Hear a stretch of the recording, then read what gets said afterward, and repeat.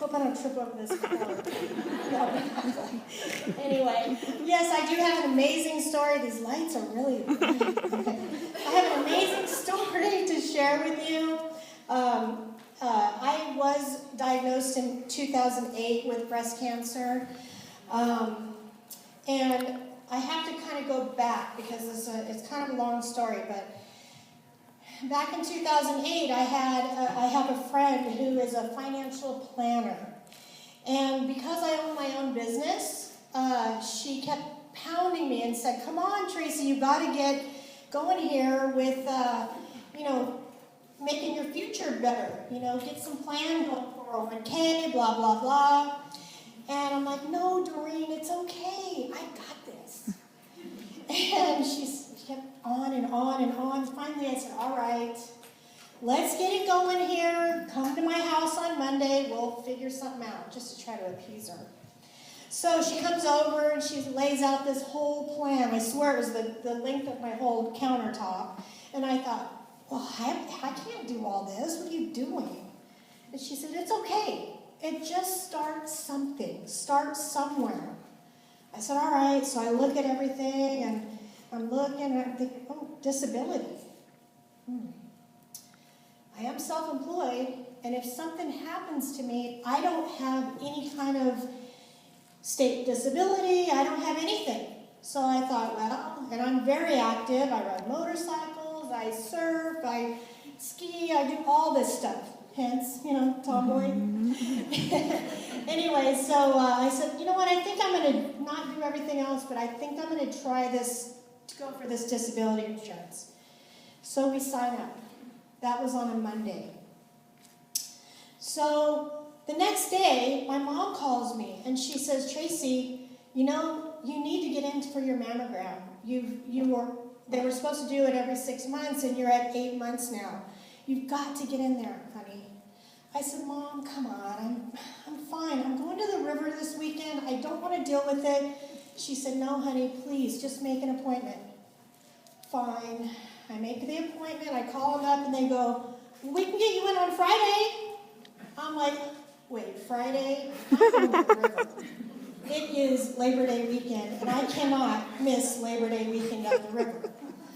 First one to the river wins, by the way. At any rate, so I said, okay, let's go ahead and do this. So I go to San Marcos. I go in thinking they're going to do a mammogram, and next thing I know, they're doing an ultrasound, and I go, what am I doing? What's going on? Oh, this is just normal routine stuff, because they're looking for fibrous tissues and whatnot. I said, okay. So I lay there, and I'm like, river. And so all of a sudden, they're taking a long time, and they say, well, the doctor comes in, and they're looking at the screen, and they go, doctor says, well, here's the deal. We found this little tumor, and we're going to do a biopsy. I go, what? A biopsy? Don't you want to send me home and then bring me back and, all the normal stuff you guys do? No, we're going to do it right now. What? I go, I'm here by myself. I don't know, I don't know what I'm doing here. I mean, I just want to go to the river. That's all I'm thinking about. So they do the biopsy, and with more information, they say, okay, well, you can, you'll know something in 2 to 3 days.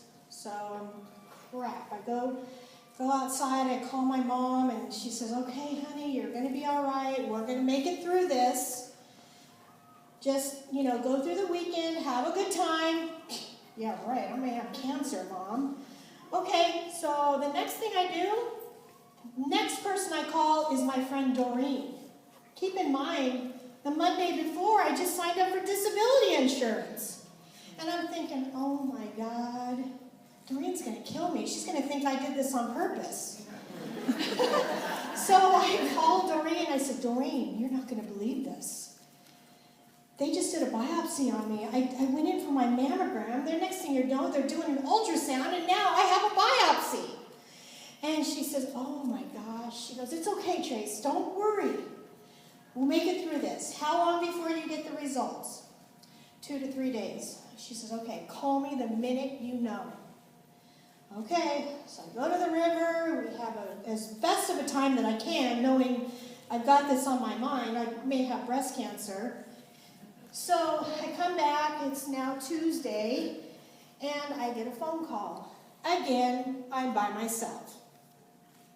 The lady on the other end of the phone, she says, well, Tracey, I do have some bad news. You do have breast cancer. And I said, oh my gosh, what does this mean? Well, I mean, breast cancer is curable. She says, it's okay, it's a small lump. It is invasive, but the next thing you need to do is go to the surgeon. So I said, okay. Just lost my train of thought. Chemo brain. Chemo brain, yeah. If you were going to get back to Doreen. Oh yeah, so I called Doreen. Sorry. I called Doreen and I say, Doreen, I have breast cancer. I said, I can't believe it. I go, what are they going to do about this disability? I said, there's no way they're going to cover it now. Tracy, hold on. I'll call you right back. I'm like, I don't even know why she's even going to call me, because there's no way they're going to cover it. So I got all this going through my head, and the next thing I know, she calls me back. She goes, you are not going to believe this. She says, you were approved yesterday. I said, oh my gosh, Doreen, I don't believe it. What, are they really going to cover this? She goes, it doesn't matter. You were approved yesterday. You got your diagnosis today. So how amazing is that? Now, if that's not a godsend, I don't know what is, okay? You guys, there's the moral to that story is, please, if you're self-employed, or even if you're not self-employed, you're a stay-at-home mom, you get in an accident, you don't have any 3 people to your right and 2 people to your left. 1 in 6 of you will have breast cancer. That's pretty scary. So make sure you're covered. Make sure you're doing the right things for yourself to cover your life, okay? Had I not had that insurance, I would have lost my home that I've lived in for 23 years, okay? So the next step is I go to the surgeon. And my sister-in-law and my mom go to the surgeon with me, and he says, well, you have 3 different choices. You can have a lumpectomy, you can have a mastectomy, or you can have a double mastectomy. I said, wait a minute. Aren't you the doctor? I don't know what I'm doing here. How would I know what to do? And he said, well, it's kind of complicated. You can do either one of them. Your lump is only about the size of the end of your little finger. And I'm thinking, okay, well, maybe I need a lumpectomy. And so amongst my mom and my sister-in-law, we started talking, and I said, wait a minute, what about those fibrous tissues he was looking for? Because this one was found on accident. And the doctor said, well, if you feel more comfortable, we can go back and do a biopsy on those fibrous tissues you were looking at.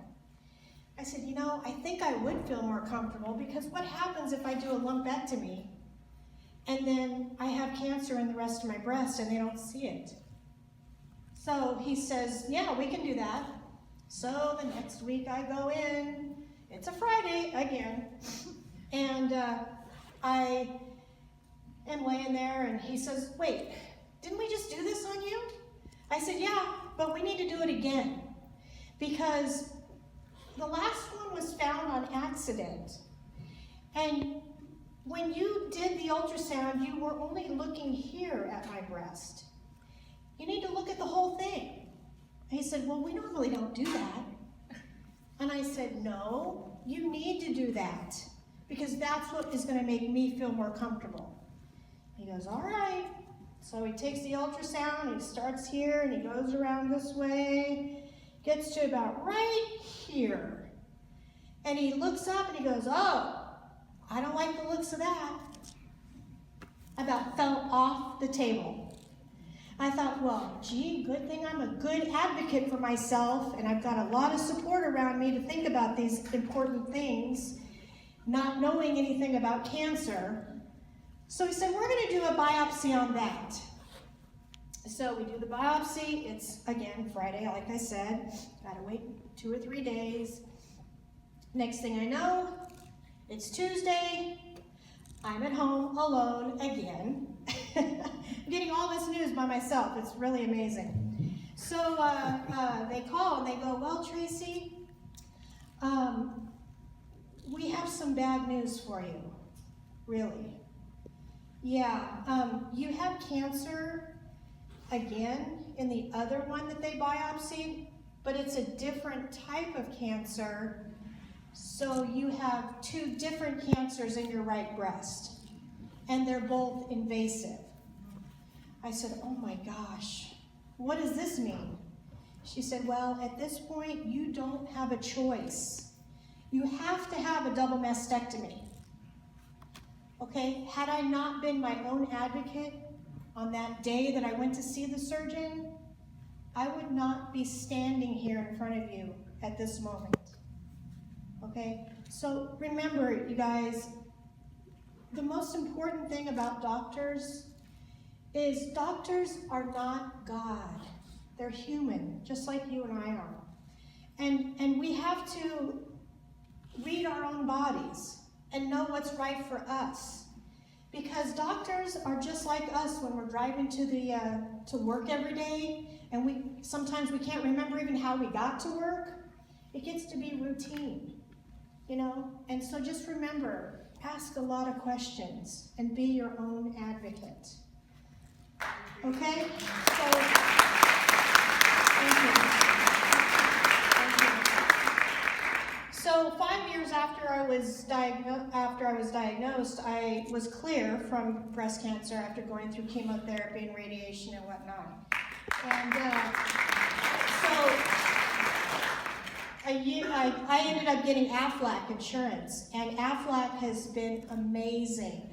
I got the cancer care month. After I got that insurance, I was re-diagnosed with cancer. Okay? So don't be afraid for me. I'm not afraid. I'm going to be okay.